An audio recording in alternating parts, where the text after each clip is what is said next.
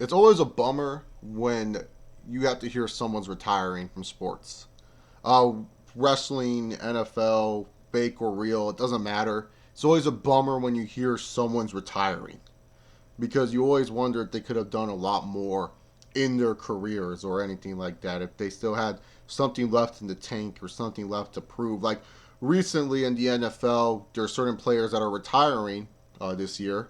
Marshawn Lynch from the Seattle Seahawks is retiring, and to me, I was okay with that retirement because I felt Marshawn Lynch did everything he could have in his career as a football player. And then on the other hand, we have Calvin Johnson of the Detroit Lions retiring, and I felt like there was a lot more that Calvin Johnson could have done in his career. Well, the same thing goes with Daniel Bryan.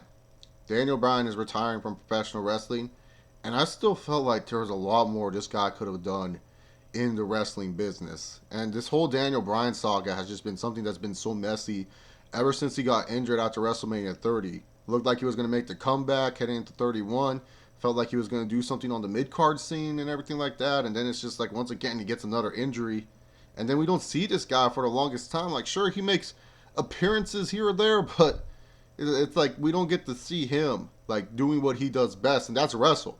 Going out there looking like a goofy farm animal, doing the yes chant, fans getting behind it, and him wrestling. We don't get to see that. No, instead the last thing we get to see from Daniel Bryan inside the WWE ring is just him open up to us about how grateful he is that he got to wrestle throughout his life. And honestly, I'll be dead honest here. I'm not the biggest Daniel Bryan fan. If you're expecting this Daniel Bryan video to be one where I call him the greatest of all time and rank him above like on the level of Hulk Hogan, Stone Cold, and The Rock, get out of here. You're not gonna get that video from me. There's other YouTubers who will probably overrate and oversaturate the career of Daniel Bryan. But I am grateful for the career that Daniel Bryan had. I'm not the biggest Daniel Bryan fan in the world, but I am grateful for what he did in professional wrestling. I always felt like, I don't know if this is just me, but I always felt Daniel Bryan fans weren't grateful of Daniel Bryan. Because I always felt Daniel Bryan fans wanted this guy to do way too much. They always wanted him to be on top for whatever damn reason. Like, don't get me wrong, dude's good in the ring. But I always found it mind-boggling to me that these guys weren't just happy for the accomplishments that he had. It's like, God dang, you know how many superstars would freaking tear off their own arm to have the success that Daniel Bryan has ever had? I mean, for real. Daniel Bryan did things that I don't think anyone thought he was going to do unless you were the purest and purest of hardcore Daniel Bryan fans. I mean, Bryan Danielson, when he signed with the WWE, if you would have told me Bryan Danielson is going to be the next WWE champion, I would have given you a maybe, could be a possibility. I don't see it, but maybe for sure. If you would have told me that Bryan Danielson would have main evented WrestleMania, I would have been like, okay, dude, you're crazy now. There's a bunch of other dudes that could do that. But if you especially would have told me that Bryan Danielson would beat Triple H, Batista, and Randy Orton in the same fucking night and main event of WrestleMania become World Heavyweight Champion, I would have just laughed. I would have told me, whatever weed you're smoking, pass that over to me so I can smoke it and have some great imagination fun because fucking I don't know what you're smoking. That's what I would have said. But he did all that. And that's amazing to me. Because even though I'm not the biggest Daniel Bryan fan and I wasn't into the Yes movement like everyone else was, I won't deny it. It was enjoyable TV. It was something that I was missing from wrestling. That was just the enjoyment of watching wrestling. Seeing a character actually being developed, actually be getting some time on television to tell a story, actually have more substance than just being one dimensional. Because all these characters in WWE nowadays are just so one dimensional. They either are a great wrestler but suck on the mic, or they're good on the mic and they suck in the ring. But Daniel Bryan, he had like, not the best mic skills, but it was enough. He had enough charisma to get by. And that's all I'm asking for sometimes from these guys. Just have enough. Daniel Bryan just had enough to get by. And he was able to tell some of the best stories that you will see in professional wrestling. I think the Yes title run is one of the best stories you'll see in wrestling. This is coming from someone who's not the biggest Daniel Bryan fan. I'm not some Daniel Bryan nut hugger. I'm not someone that freaking strokes his dick all the time and thinks he should win everything. I'm someone that, is just a wrestling fan, and I'm being honest here. It's one of the best stories you will see. I guarantee you can show any casual fan or anyone who's not even interested in the story of Daniel Bryan. Just the video package before WrestleMania 30 with the Monster Imagine Dragons. You can just show them that.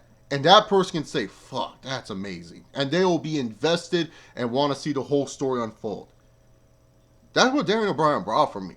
And I remember when he was injured and like WWE was so unbearable, I made a video asking for Daniel Bryan back because he had a spark to him.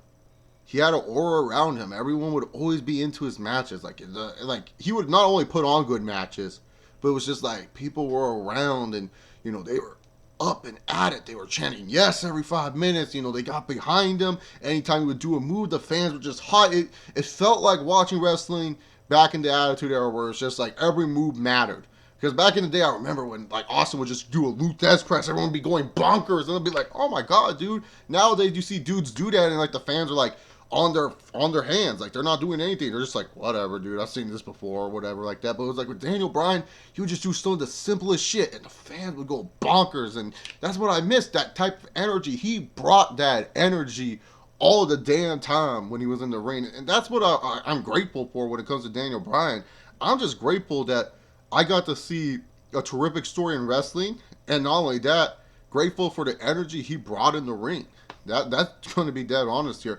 Is he like the best in-ring worker I've seen all the time of my lifetime? No, I've seen like a lot of great in-ring workers. There was that one guy named Kurt Angle, and that other guy that killed his family, and then the guy named Bret Hart.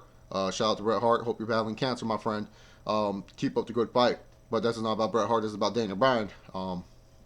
Daniel Bryan, he's a good worker, though. He's a really good wrestler. I'm not going to take that away from him.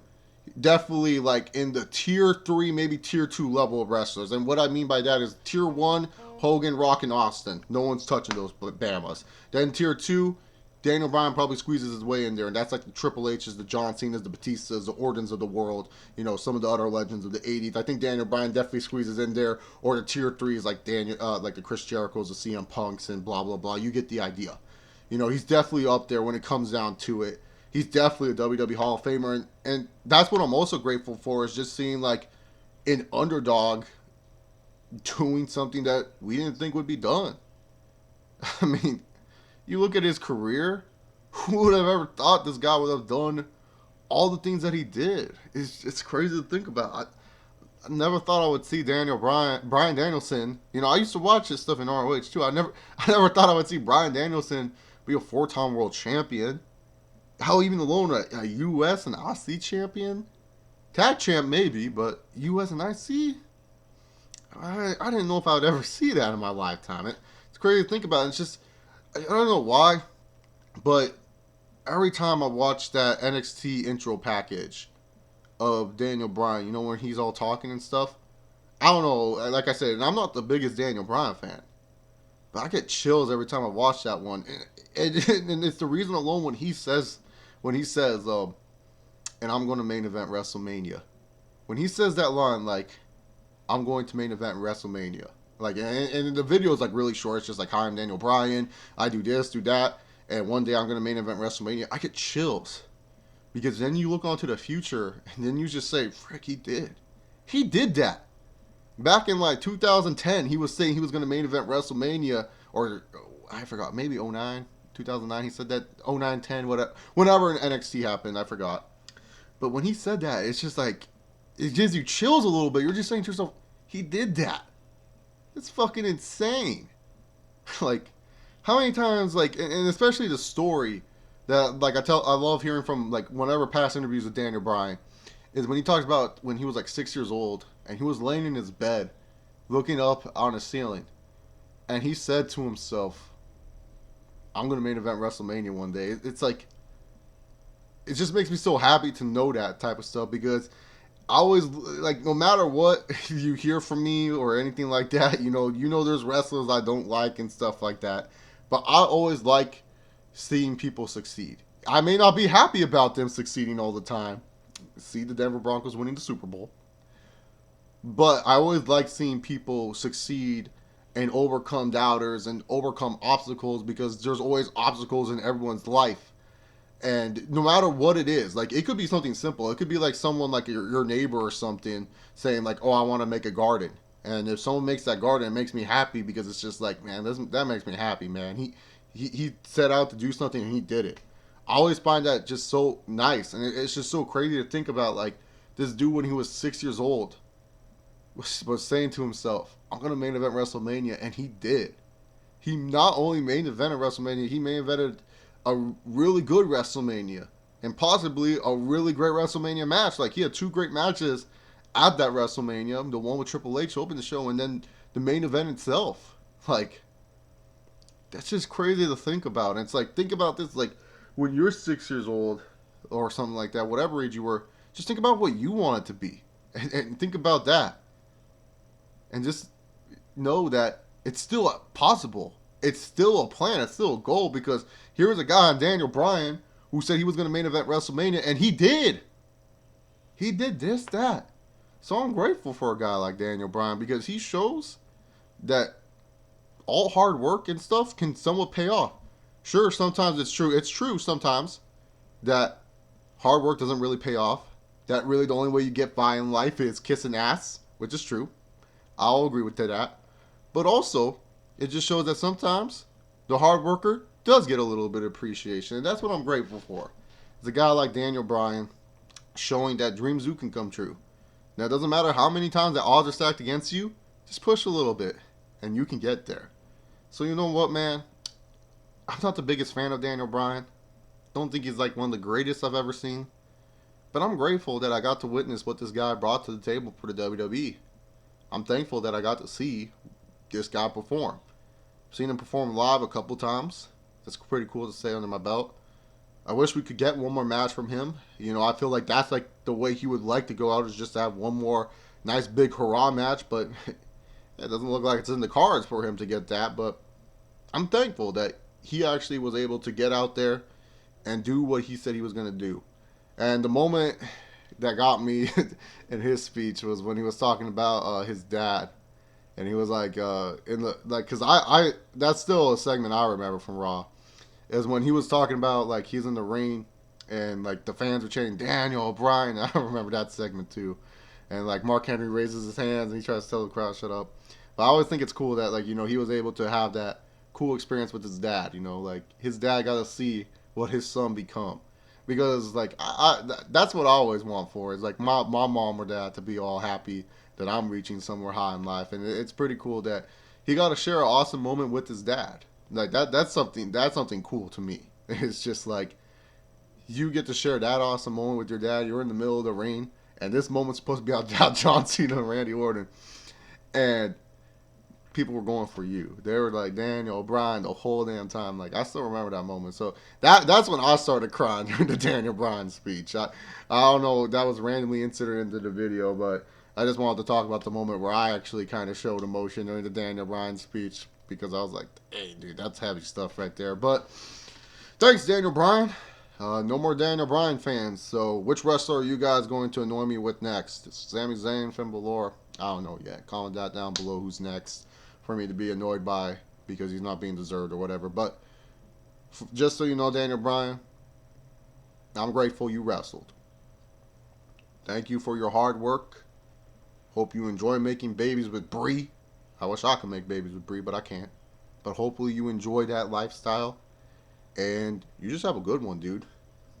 Hopefully you don't get into the Hall of Fame next year either. I want Daniel Bryan's Hall of Fame to be waited for a while, man, because like I'm tired of these like 1 year guys like going into the Hall of Fame. Give it some time, give me some breathing room. Let me soak in the moment. Let me miss this guy more. I want to miss this guy more, so that way when he gets into the Hall of Fame, I feel like the journey is finally here, finally gets into the Hall of Fame. That's why I like the rules that the NFL and the NBA put, where it's like it takes 5 or 4 years for a player to retire depending on the sport, because then it makes me anticipate it when they get into the Hall of Fame next year, in the upcoming years and stuff like that. But thank you, Daniel Bryan. Grateful for you. Anyways, what's your guys' favorite DB moment and your favorite Daniel Bryan match? My favorite Daniel Bryan match that he had in his WWE career was The Miz. I have to go with the Night of Champions with the Miz. I don't know. There's like a lot of them that I can think of. Night of Champions with the Miz or Payback with CM Punk. Those would be like the two that I would say, because the Triple H one was good and it told more of the story and stuff like that. But like a match that I thoroughly enjoyed for Daniel Bryan was like those two matches right there, because like the Miz one, it was just like, holy shit, Bryan Danielson actually won a United States Championship. I never thought I would see Daniel Bryan or Bryan Danielson ever become a WWE champion of some sorts. That's why that one holds a special place in my heart there. And then also the CM Punk one was because it's like, who would ever thought that one day we would see CM Punk and Bryan Danielson fight for the WWE Championship? Like, the hell? I think, was it no, Over the Limit? My bad. Sorry, I'm getting my pay-per-views mixed up here. Payback, Over the Limit, whichever one they wrestled at. You guys get the idea. The first time they wrestled for the title, like on a pay-per-view, not that one time where they wrestled on Raw for like a quick 2 minutes, but the pay-per-view time. Like that was like one of my favorite ones, just because it not only is it a good in-ring match or whatever you want to call it, but it was just crazy to see, like Bryan Danielson versus CM Punk for the title. Like, what the fuck is this shit? Like, damn. And then my favorite DB moment, probably definitely the Yes movement, where like all the people came in and they were like invading the ring, because that was like one of the few moments in time where you're just like, God dang, this is why I love professional wrestling. Anything like this could happen and stuff like that. And it just shows how powerful of a message wrestling can send sometimes. So probably that's my favorite Daniel Bryan moment. So leave all that stuff in the comment section down below. Thank you, Daniel Bryan, once again. Enjoy the rest of your life, homie. Even though you probably don't know who I am or care who I am. Yeah, if you guys care who I am, you can hit that subscribe button down below. Follow me on Twitter at ChaseAuber68. I took off my glasses so that way you guys didn't have to deal with the fucking screen in them. But my eyes hurt without my glasses, so maybe that's why I was looking down a little bit, because I don't want you guys to see my lazy eye. But thank you, Daniel Bryan. Have a good one. Peace.